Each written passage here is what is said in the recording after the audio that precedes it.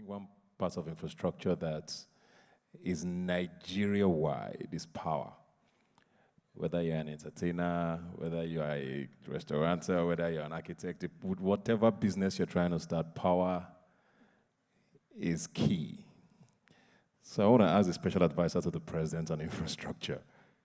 I know we have the NERC here, but what is going on?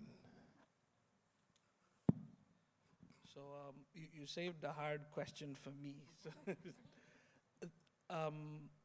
Look, I think it would be inappropriate for anybody on the government side to try to paint a picture of success on the power sector as it is today.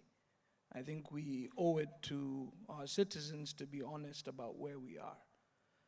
So we have a problem of power in this country. Now, are there things being done to improve it? Yes. Do they need to be quicker, more effective, and to be able to reach the lives of Nigerians? Absolutely yes. So I wouldn't be here to say, let's paint some picture of everything's going to be fixed tomorrow. But I would say, us as Nigerians, we are impatient, and we have a right to be impatient. The world is moving along. And you know, the Honorable Minister talked about some of the great work on infrastructure. When you stagnate, everything goes by. If this administration came in and the Zuba to Abuja Junction Road or the airport junction to City Gate were not done, this would be a nightmare to live in. And it actually started. I remember there was an evening that I tried to go to Kubwa in 2014 when the roads were not completed, and it was a disaster. Standstill. But this is the problem we've been having in this power sector. We did not invest for a long time. Then we started investing. But after we started investing, we did not integrate the investment. So, do we have better pieces of the jigsaw puzzle of power? Yes. Are those puzzle pieces together? No. And I'll explain why I say that. Then I'll explain quickly what we're doing. If you think about what we inherited when we transitioned to democracy, maybe 3,000 megawatts, 3 gigawatts of usable capacity. Nobody had invested for 20 years in the power sector. Transmission lines were not expanded. So what we then did is build 10 NIPP power plants, push the Zungeru project, and privatize most of the sector.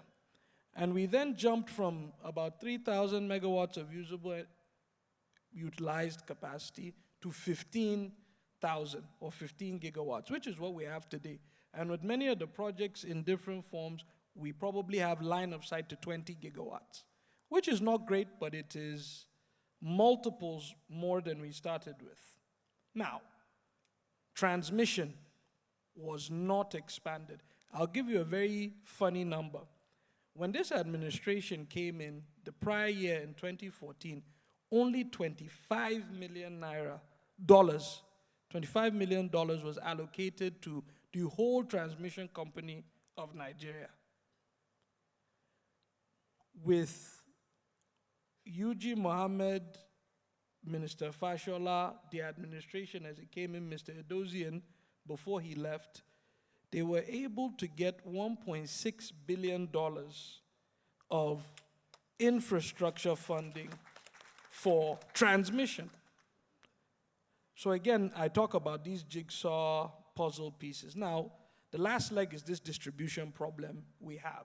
And similar to this problem of there was no investment in generation, then we got it.